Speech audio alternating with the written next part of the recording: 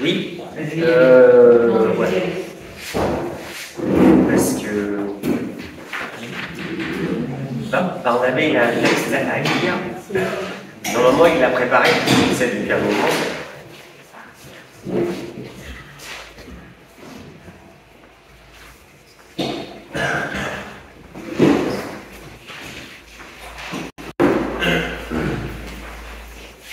Alors, je trouve ça remarquable, notre trio de musiciens avec les guitares plus le... C'est quand même agréable. C'est chouette dans une église. Hein. C'est un service qui est quand même vraiment important. Et je vois que Bruno, il a une envie soudaine de prier pour le Dieu. Voilà le message. Seigneur Jésus, nous voulons te remercier d'être là, de nous voir, de nous regarder, de nous écouter.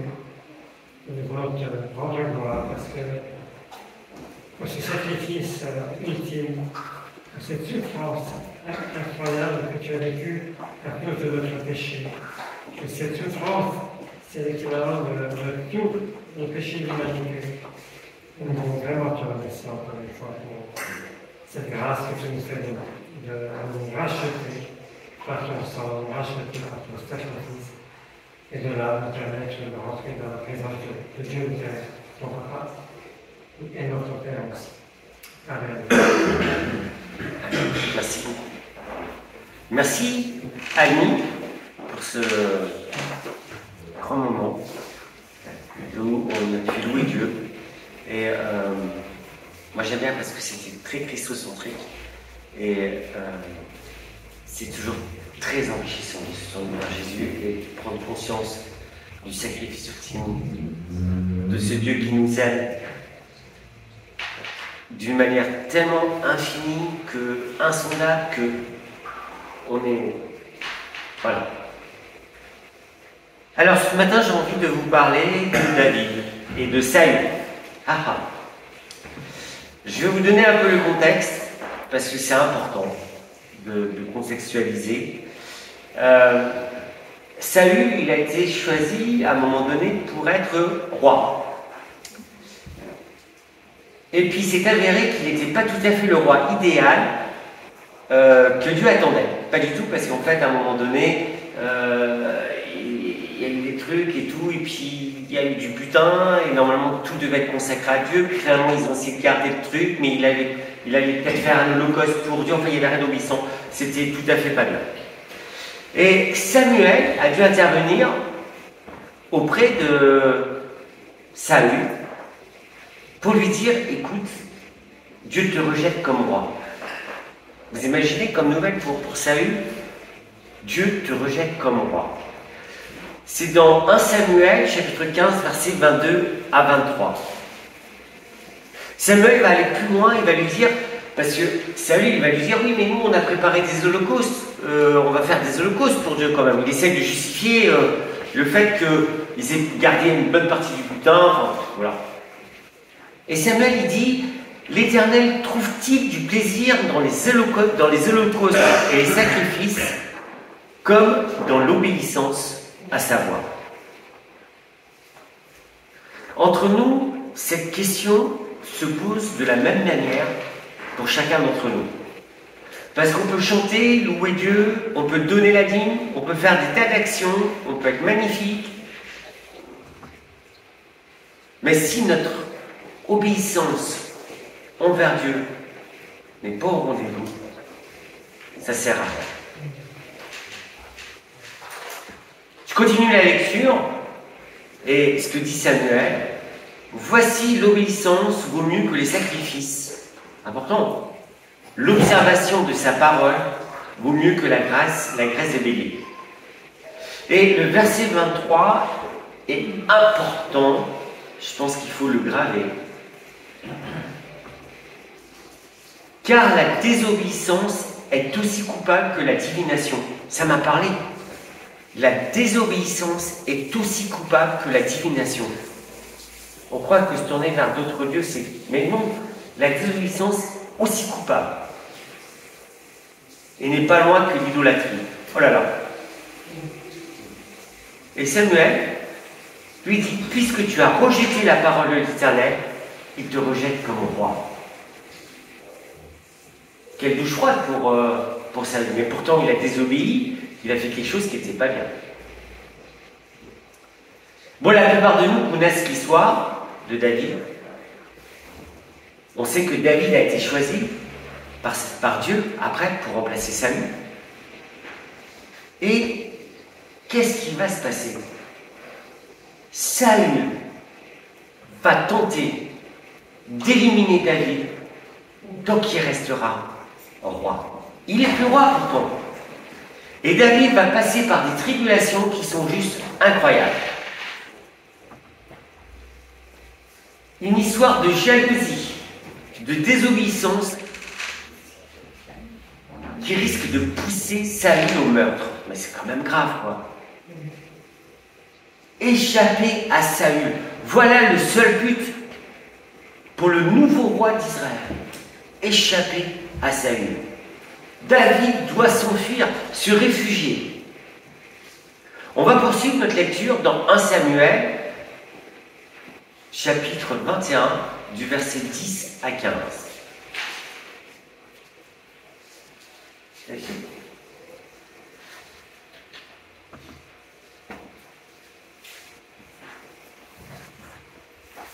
David se leva et s'enfuit le même jour loin de Saül. Il arriva chez Achish, roi de Gath. Les serviteurs d'Achish lui dirent, n'est-ce pas là David, roi du pays? N'est-ce pas celui pour qui on chantait, on dansait en dansant, Saül a frappé ses 1000 et David ses 10 000. Bon, je vais pas rentrer sur l'histoire. David prit à cœur ces paroles et il eut une grande crainte d'Achish, roi de Gath. Il se montra comme fou à leurs yeux et fit devant eux des extravagances. Il faisait des marques sur les bâtons de porte et il laissait couler sa salive sur sa barbe. Achish dit à ses serviteurs, vous voyez bien que cet homme a perdu la raison. Pourquoi je l'amenez-vous? Est-ce que je manque de vous? C'est risible un peu. Pour que vous m'ameniez celui-ci. Et le moment des témoins de ces extravagances, faut-il qu'il entre dans ma maison? Ah, c'est pas si risible que ça en fait. David a peur. Mais il a vraiment peur. Hein. Il a peur pour sa vie. La crainte est quelque chose de terrible. Où se réfugier? Et devant, il dit, mais s'ils me reconnaissent, qu'est-ce qui va m'arriver? Et il va se faire passer pour fou. Vous imaginez, se paver sur sa barbe, faire des trucs, un fou. Bon, des mois, quand vous me regardez, de temps en temps, je fais des trucs un peu bizarres, mais là, c'est terrible. La question qu'on peut se poser, il a été choisi par Dieu comme roi. Qu'est-ce que fait Dieu?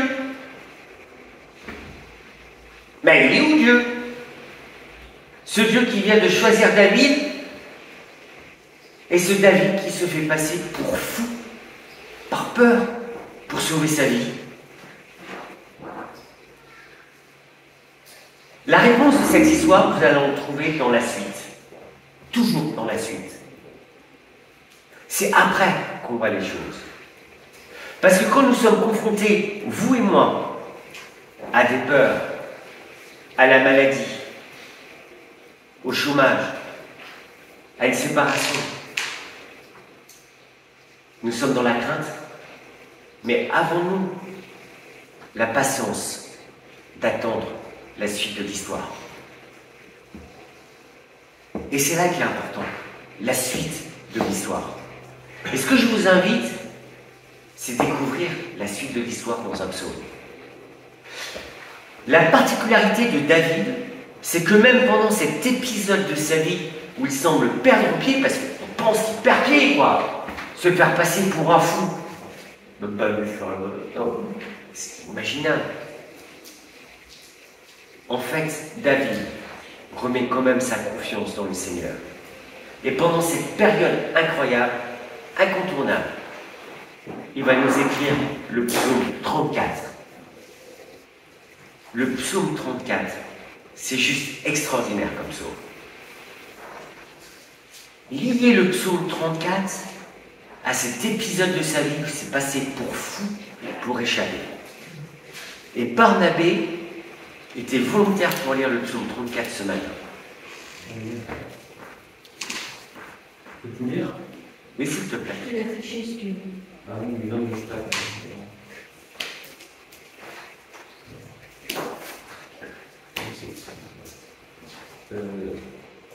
Du recueil de David, devant Abimelech. David, ce qui s'est passé pour fou, après avoir été mis à la porte par celui-ci, il prononça les paroles qui voici. Je veux remercier le Seigneur en tout temps, que ma bouche ne cesse pas de le louer. Le Seigneur est toute ma fierté. Vous les humbles, réjouissez-vous de m'entendre le louer. Joignez-vous à moi pour dire la grandeur du Seigneur. Ensemble, proclamons bien haut qui il est. Je me suis adressé au Seigneur et il m'a répondu et m'a délivré de toutes mes craintes. Ceux qui lèvent les yeux vers lui prennent de joie. La honte n'assombrit plus leur front. Voilà un pauvre qui a crié au secours. Le Seigneur l'a entendu et l'a sauvé de tous ceux qui l'angoissaient. L'ange du Seigneur monte la garde autour des fidèles et les met hors de danger. Éprouvez et constatez combien le Seigneur est bon, heureux l'homme qui a recours à lui. Vous qui appartenez au Seigneur, reconnaissez son autorité, rien ne manque à celui qui lui sont soumis. Les puissants ne sont pas à l'abri de la disette et de la faim, mais ceux qui s'adressent au Seigneur ne manquent d'aucun bien. Venez mes enfants, écoutez-moi. Je veux vous apprendre à honorer le Seigneur. Si quelqu'un aime la vie et s'il désire vivre heureux, il doit se garder de médire, se garder de mentir, s'écarter du mal, pratiquer le bien et rechercher la paix avec persévérance. Le Seigneur garde les yeux sur les fidèles, prêt à entendre leur appel. Le Seigneur s'oppose à ceux qui font le mal, afin d'éliminer leur nom du pays. Dès que les fidèles appellent au secours, le Seigneur entend et les délivre de toute leur angoisse. Il est proche de ceux qui ont le cœur brisé, il sauve ceux qui ont l'esprit abattu. Le fidèle endure de nombreux maux, mais le Seigneur le délivre de tout. Il veille sur tous les membres de son corps, pour qu'on ne lui brise aucun os. Le méchant mourra de sa méchanceté, et ceux qui en veulent aux fidèles devront en subir la peine. Le Seigneur sauve la vie de ses serviteurs, et il n'y a pas de condamnation pour ceux qui ont recours à lui.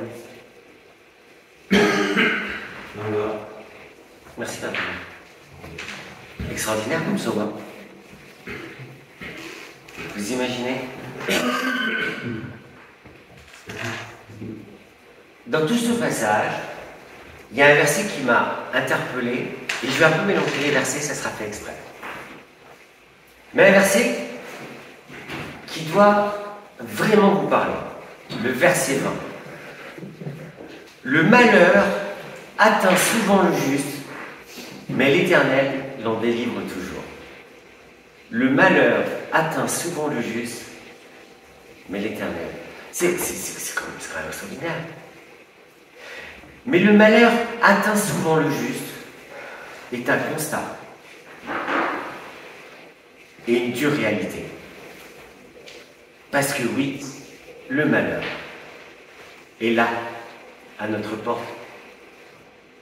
Le juste peut être touché par la maladie. Il peut être touché par le rejet de ses proches. Peut être touché par la médisance. Peut être touché par des échecs professionnels. Peut être touché par une séparation. Le juste, c'est vous et moi. C'est celui qui sert l'Éternel et qui met sa confiance en Dieu. Je vous confirme que David dit oui, le malheur atteint souvent le juste. Et chacun d'entre nous, on ne peut pas fermer les yeux à ça. Je suis en opposition par rapport à certaines choses, mais c'est la théologie de... Voilà. Mais le juste, c'est toi qui aimes Dieu. C'est toi qui as placé ta confiance dans le Seigneur. C'est toi qui fais sa volonté. Et quand il dit le juste atteint souvent, il n'y a pas de théologie de la prospérité là-dedans. La réalité est abrupte. Nous subissons les conséquences de la chute et du péché de notre monde. Tu peux peut-être préciser ce que c'est que la théologie de la prospérité? Je ne voulais pas développer trop le sujet, mais oui, c'est certaines personnes qui pensent que parce qu'on est chrétien, tout va aller bien dans le meilleur des mondes, qu'on va pouvoir s'enrichir, qu'on va pouvoir prier, qu'on va... Il n'y a rien de tout ça. Et je vous promets qu'il faut vraiment retomber sur terre et ne pas aller dans ce sens-là. J'ai relevé des choses parce que notre Église passe par beaucoup de souffrances. Et ça fait déjà toute cette année qu'on en parle. Mais on a tellement de gens malades. Par exemple, quand on apprend qu'on a un cancer, une maladie incurable. Quelle douche, Seigneur! Quand j'apprends que je vais perdre mon emploi, quelle douche! Quand il y en a qui sont dans la séparation, dans le deuil, et le seul réflexe qu'on a, c'est Seigneur, si tu n'agis pas, je suis perdu. On n'a pas tellement de solutions. Il y a des moments dans notre vie où on est dans le désespoir. Il ne faut pas le nier. Tout comme David qui est obligé de se faire passer pour fou pour sauver sa vie. Il n'y a pas de truc super spirituel là. Il y a une réalité en tant qu'être humain. Et pourtant, il y a une affirmation dans ce verset. Mais l'Éternel l'en délivre toujours. C'est ça la suite de l'histoire. Mais cette suite de l'histoire peut être nuancée. Parce que Dieu ne fait pas les choses toujours comme on veut. La guérison n'arrive pas toujours. La délivrance n'arrive pas toujours. Le combat, il continue.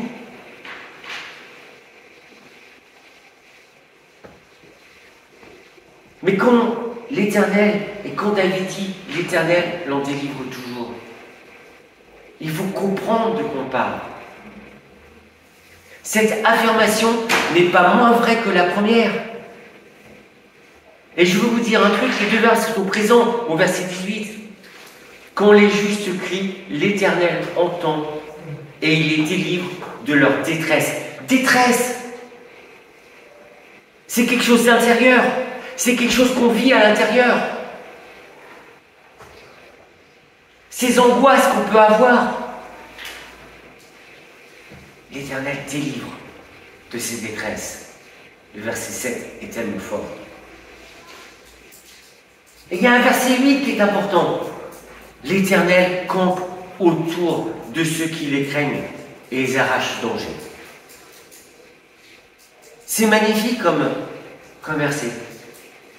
Et pourtant, il faut que je nuance, parce que des fois c'est incompris. Parce que nous sommes tous confrontés à la maladie. Est-ce que être chrétien va me rendre moins vulnérable à certaines maladies? Oui, des fois Dieu délivre, mais oui, des fois on ne comprend pas.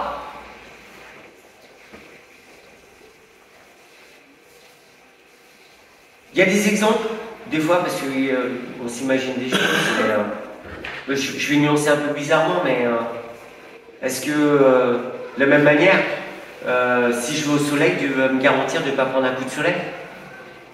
Si je ne mets pas de crème ou pas de parasol? Ou si je mange trop, est-ce que Dieu veut me garantir que je n'ai pas une indigestion? Non, bah non, il y a des trucs... Ou si mon pays est en guerre, est-ce que je vais être protégé plus que les autres si je m'expose?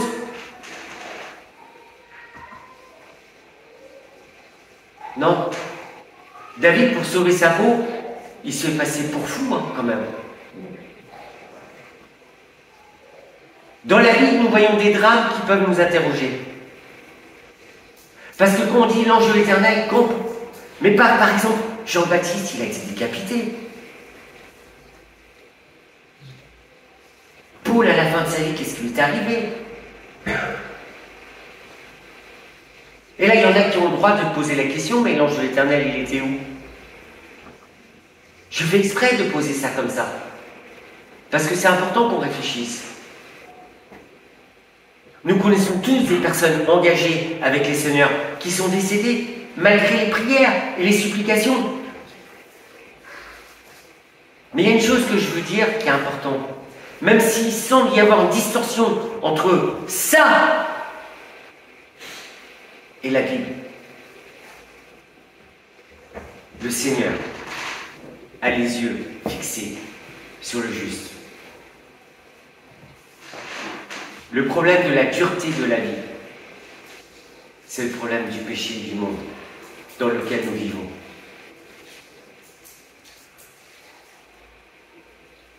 Alors je vous promets que Dieu protège quand même. Le Seigneur a les yeux fixés sur nous pour nous accompagner dans nos épreuves et pour nous soulager et parfois nous guérir. Mais ce n'est pas systématique parce qu'on a un cheminement à faire avec le Seigneur. Et le Seigneur a un plan pour nous qui est incompréhensible. Les versets 2 suivants vont nous éclairer sur le sujet. Je bénirai l'Éternel en tout temps. Je bénirai l'Éternel en tout temps. Dans la maladie, dans la détresse, dans la peur, je dois bénir l'Éternel. Souvent, nous voyons ces épreuves comme mal. Et on peut être en colère. Et puis, des fois, on tourne notre colère vers Dieu. Mais ce mal que nous nommons et définissons, est-ce que c'est le vrai mal? Parce que le bien et le mal, selon notre construction intellectuelle, est quand même un peu différente de ce que Dieu attend. Le monde a modelé en nous une vision. Mais concrètement, ce que Dieu demande, c'est que nous vivions sous son regard, quelles que soient les circonstances. Ce que Dieu demande, c'est qu'on lui fasse confiance, malgré les circonstances. Et qu'on attende la suite de l'histoire. Parce que la suite de l'histoire, c'est Dieu qui la tient. Et on ne peut pas mettre un jugement là-dessus en disant « mal ». Oui, le mal. Mais combien de personnes dans la maladie ont trouvé le Seigneur? Combien de personnes dans des épreuves infinies ont trouvé le Seigneur? Et Dieu les a délivrés de toute leur détresse.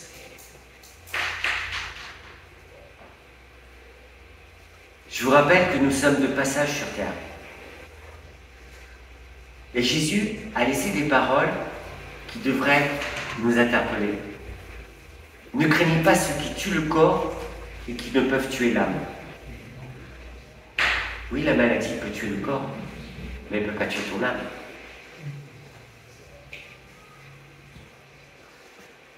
Craignez plutôt celui qui peut faire mourir l'âme et le corps dans la géhenne. Matthieu 10, verset 28. Ça semble rien, ces petits versets, mais c'est tellement important.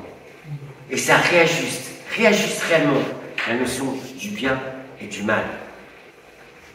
Je vis dans un monde déchu, ou le lot de ce monde déchu.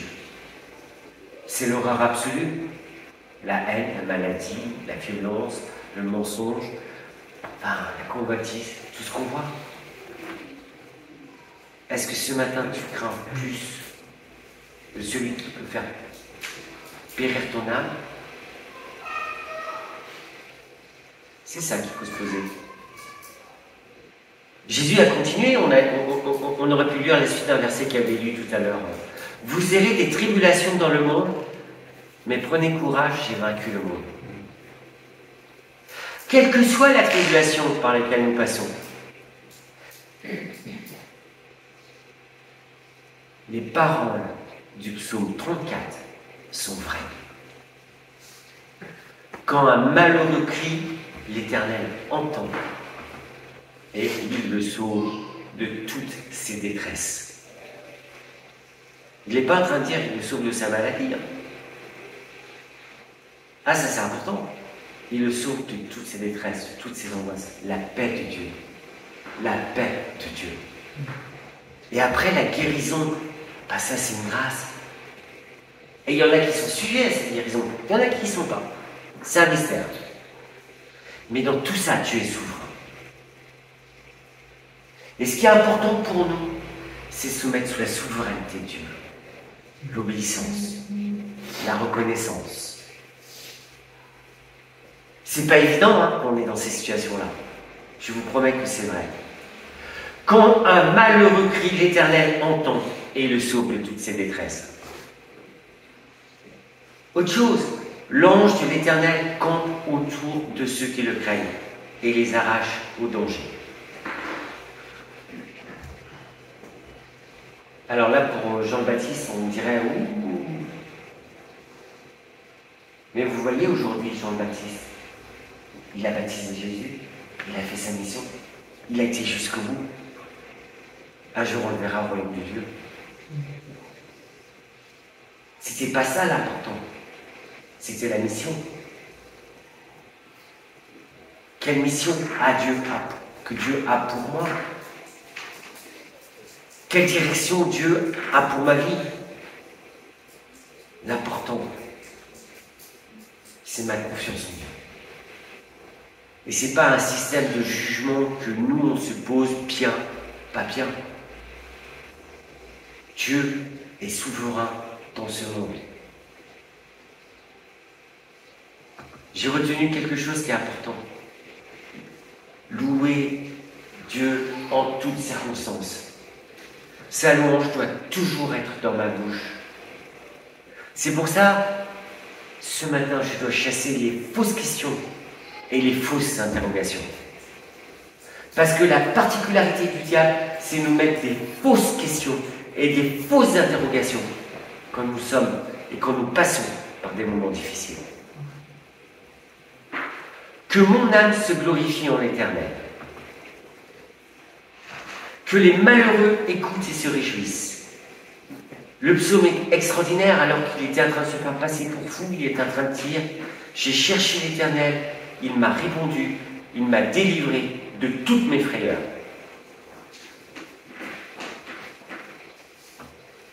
Alors oui, chacun de nous, on est des hommes. Chacun de nous, on a de la crainte, de la peur, des frayeurs. On peut être déstabilisé pour de vrai. J'ai peur pour demain. Et ça, c'est la réalité de chacun. Mais la réalité de Jésus, c'est ne vous souciez pas du lendemain. Le lendemain aura soin de lui-même. Chaque jour suffit sa peine. La réponse de l'Éternel. Il m'a répondu, il m'a délivré de mes frayeurs. Je suis dans sa main. Je suis dans la main de Dieu. Je suis dans sa main. C'est ça l'important ce matin. Je suis dans la main de Dieu. Je suis sauvé. Et c'est ça l'important. Quoi qu'il puisse arriver, je suis dans sa main. Un jour, je serai au ciel avec lui. Verset 23, l'Éternel délivre l'âme de ses serviteurs et tous ceux qui l'ont pour refuge échappent au châtiment. Cette conclusion, elle est quand même formidable. L'Éternel délivre l'âme de ses serviteurs, tous ceux qui l'ont pour refuge échappent au châtiment. Parce que le châtiment réel, c'est l'enfer. Est-ce que ce matin, vous avez l'Éternel pour refuge?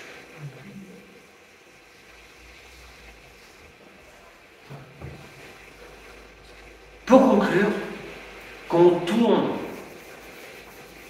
nos regards vers Dieu, on est rayonnant de joie. Verset 6. Quand je suis dans la détresse et quand je ne vais pas bien, je me tourne vers Dieu. Dieu me délivre de mes frayeurs et il me redonne la joie. Parce que quand nous nous tournons vers Dieu, c'est qu'on a compris qu'on est dans sa main.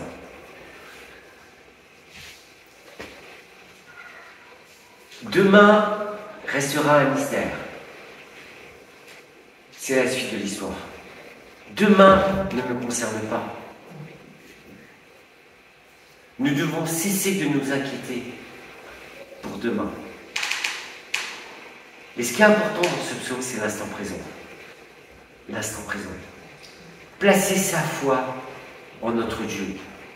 Je ne sais pas ce qui adviendra demain, mais aujourd'hui, j'ai Dieu pour secours, pour ami, pour appui. C'est extraordinaire de savoir que l'ange de l'Éternel campe auprès de ceux qui craignent Dieu. Souvent on oublie ça. Les turpitudes du monde, ces inquiétudes, nos inquiétudes, nous devons les confier au Seigneur. Parce que nous, notre destinée est dans sa main. Ce que je souhaite, c'est qu'on confie notre destinée dans la main du Seigneur. Seigneur, aujourd'hui je te confie ma vie. Demain, c'est demain. Maintenant, maintenant.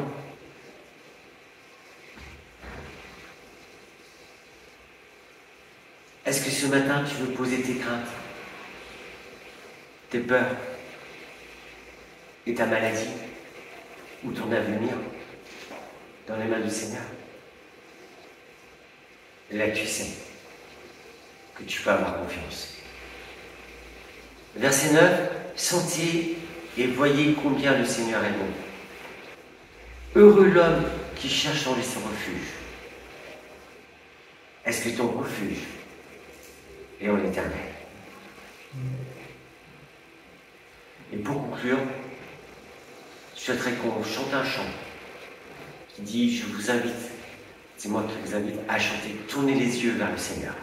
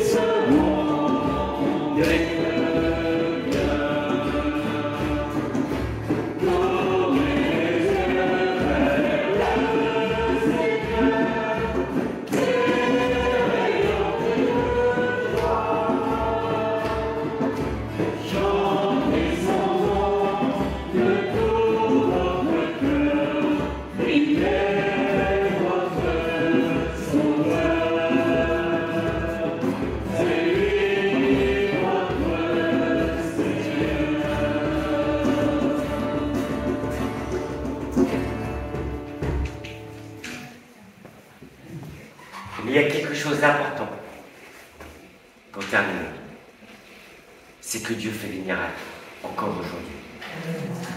Et que nous sommes sujets aux miracles. Et que le Nouveau Testament et toute la Bible est remplie de miracles. Gardez confiance en Dieu. Je vous souhaite un excellent dimanche et une bonne fête des mères. Merci.